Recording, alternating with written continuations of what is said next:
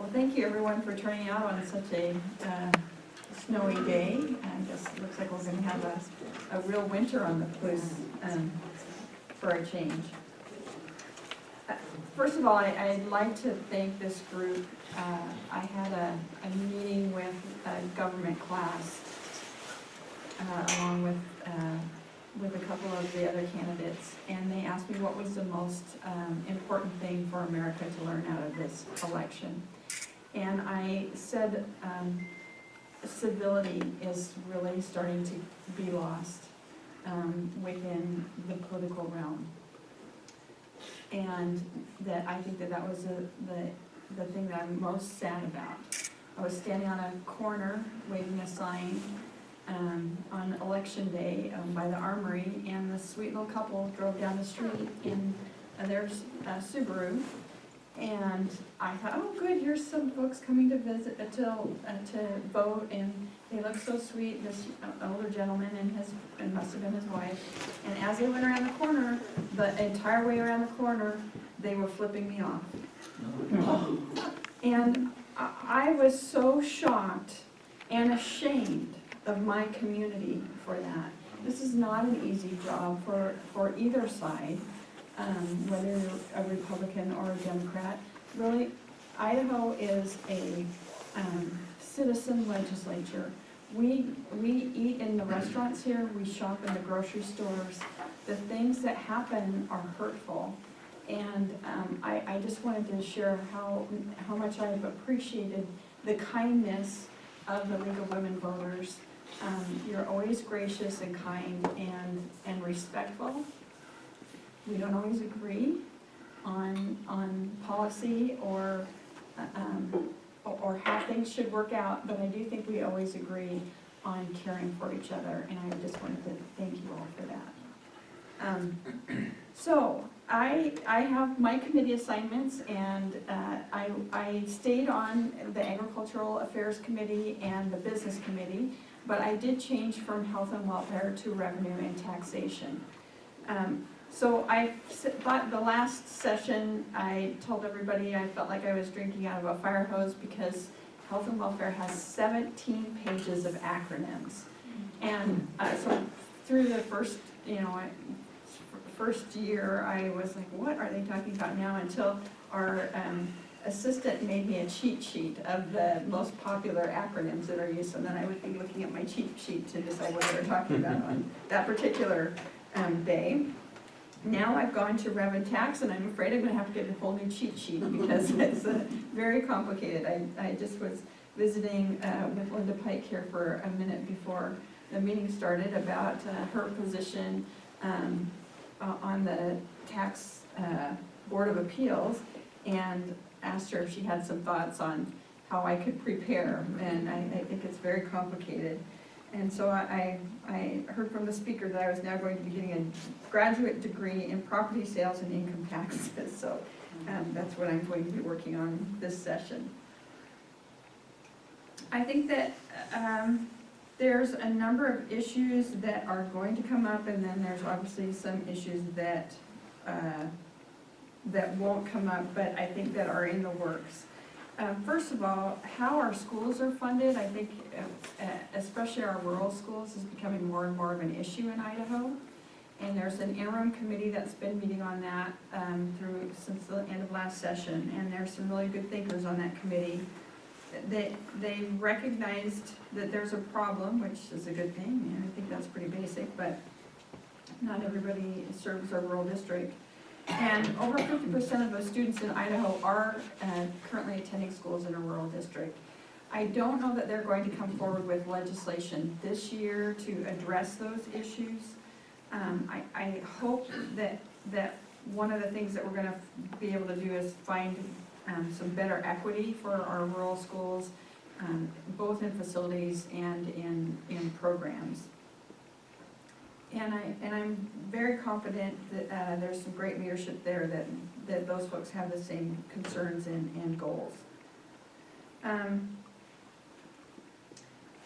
I talked to the speaker a couple days ago in preparation for this, and a few things that he thought that we should be aware of.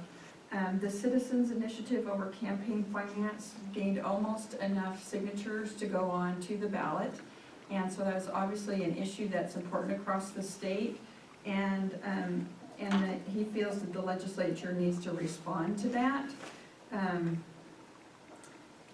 I didn't get a sense, and he didn't share with me exactly what he meant by that, but I do think it's something that everyone is aware of, and they want to address those issues now rather than let them to continue to fester.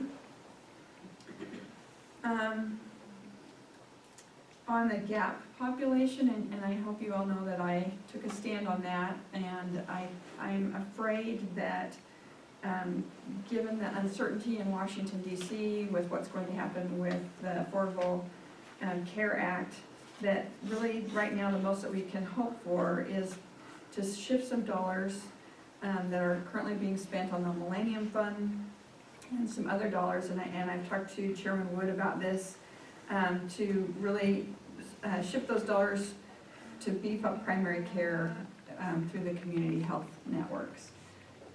You know, I think we all wish that there was more, but with the uncertainty of what's going to happen in Washington DC, I think that's probably the reality, and I'm sorry to be the bearer of bad news there. I know that Chairman Wood has been very adamant about finding a resolution to this issue, and he has not changed his mind on that, and he's the chairman of the House Health and Welfare Committee. I guess in addition to the committees that I'm serving on in the Senate or in the House, the other areas that I've been appointed to is I just went on the Idaho Suicide Prevention Council, and that is really a huge issue and a huge issue for this district. Our region that we're in has one of the highest suicide rates in the state, and the state is kind of works between 9 and 11 of the highest suicide rates in the nation. I think that speaks volumes to the behavioral health support that we have. I think it's wonderful that we have the Recovery Center on Main Street in Moscow.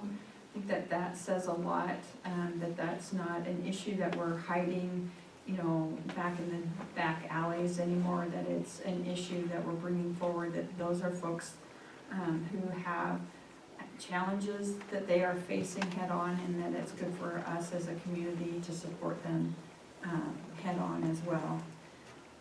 You know, I'm really concerned, this is kind of my rural background, one of the biggest areas of suicide is adult men over 55, between 55 and 70, and those who are in rural areas and who are in natural resource-based industries. And so if we were to define our district, that would cover a big percentage of our population in this district. So I think I was really pleased that this council is kind of being reinvigorated. They have some very good ideas, and whatever we can do to help support that.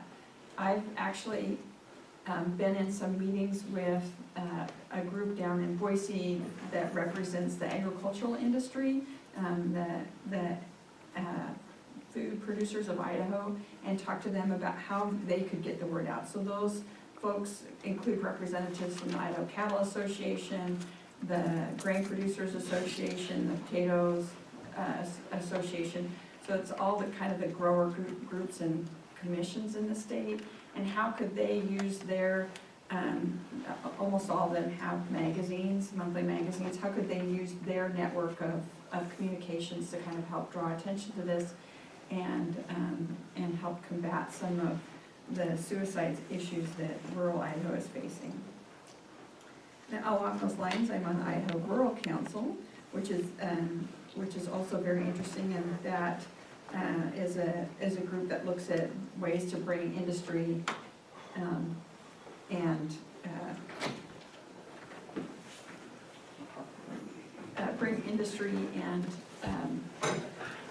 commerce to rural Idaho. And so They're doing some really great things. And then this last week I got appointed to the Joint Legislative Oversight Committee, and so I have a lot to learn there as well.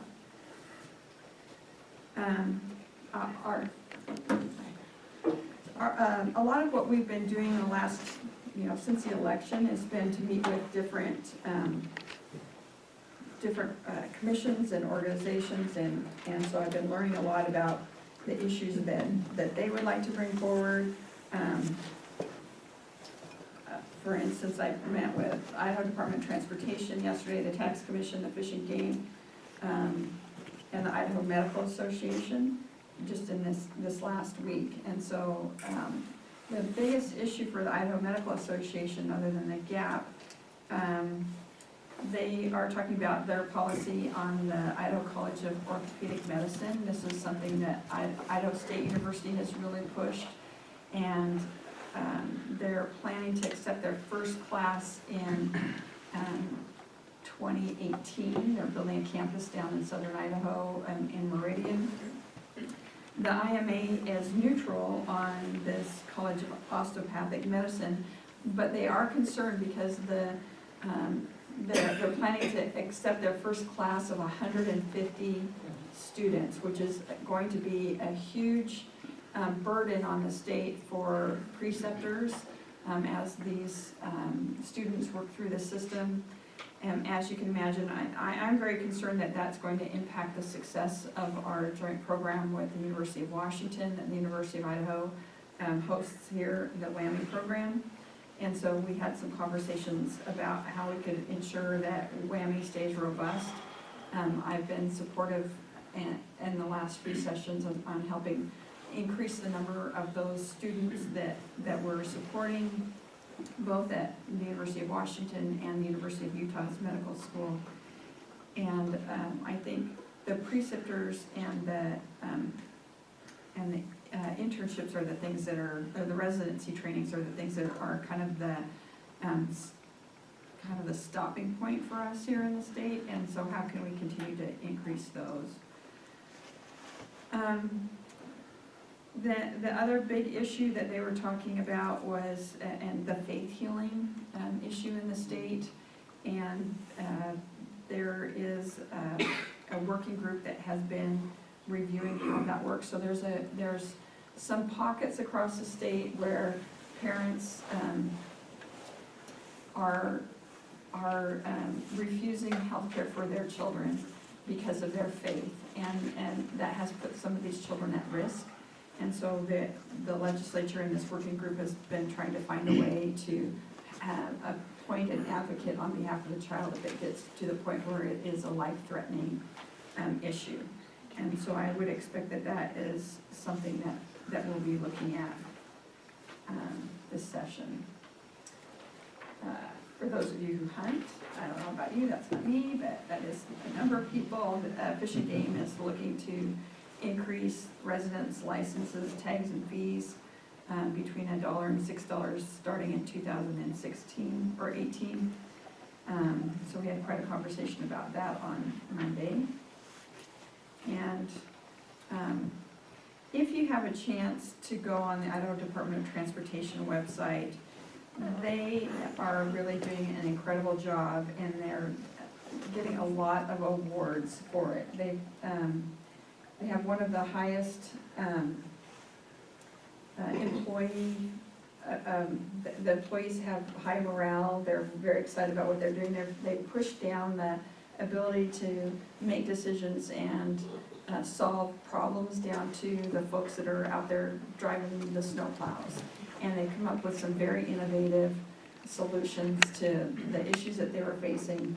And they are getting a lot of recognition, both state recognition and national recognition for how well they've been doing saving dollars and improving efficiency. So they're doing a fantastic job there. So with that, I'll quit talking and let Representative Jordan